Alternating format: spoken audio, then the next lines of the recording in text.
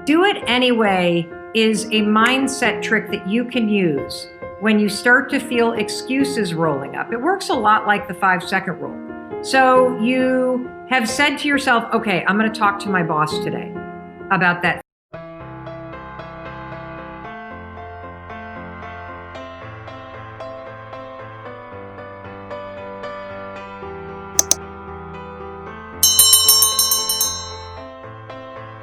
Thing that I've been avoiding talking to them about. Or maybe you've said something like, I'm going to go to the gym today or tomorrow or whatever.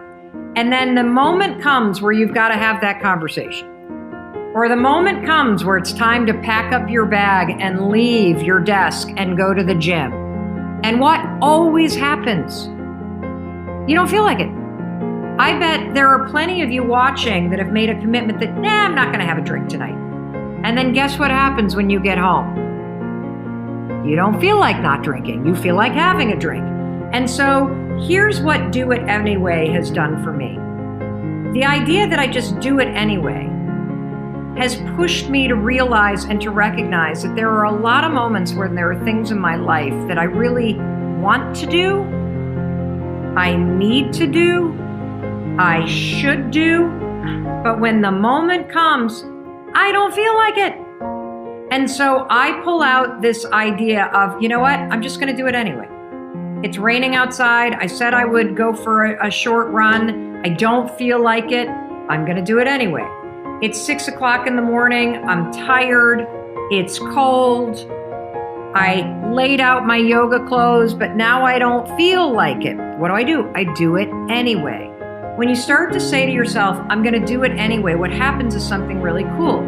You acknowledge that there are feelings that you have that are trying to swoop in and hijack you. You acknowledge them and you basically say, guess what? I'm going to do it anyway. You know, I believe that self-love is very important. If you read my work, you know I'm always talking about loving oneself. I never trust anybody who tells me he or she loves me if the person doesn't love herself or himself. There's an African saying which is, be careful when a naked person offers you a shirt.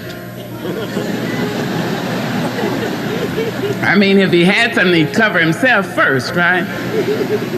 So I like to look at self-love. It is very important that it comes from within, that you have a sense of yourself, so that when you walk into an office, you don't go alone. Bring your people with you. Bring everybody who has loved you with you. Say, Grandma, come on, let's go. Great-grandpa, you've been dead all this time. Come on, let's go. I have to go in here and have an interview. Come on, Auntie. Come on, my friends. Come, let's go. And when you walk in, people don't know what it is about you. They can't take their eyes off you. You may not be cute in the given sense. You may not be fashion model size in that particular sense. You may not be any of those things, but they can't take their eyes off you. And they say of you, in this incredible way, which I don't understand, they say, I don't know, but she has charisma. You know, what you have is all those people around you. So think of that. Anytime you have anything to do, bring everybody with you that you can remember who has loved you. And then you have that sense of having been paid for. And when you walk in, people will say, now, I think you're overqualified.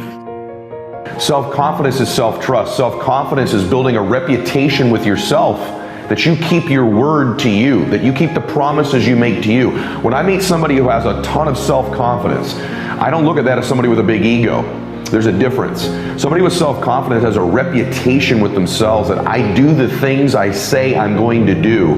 That's where self-confidence comes from. When I meet someone who's not self-confident, I know this is someone who has consistently made promises to themselves they've not kept. They've started a diet and done it for a while but not kept it. They've made a commitment and goals to go make a certain amount of money in business, and they started down the road but then they didn't deliver on it long term, to get up at a certain time in the morning and then they don't do it. And so they have a process and a habit in their life more often than not of not keeping the promises they don't make to other people. they don't keep the promises they make to themselves. And so the cool thing is, self-confidence is an internal game. You do not need external accolades, external admiration in order to build self-confidence. You don't need any of those external forces. It's all done internally. You control this. And you control this by beginning today to keep the promises you make to yourself.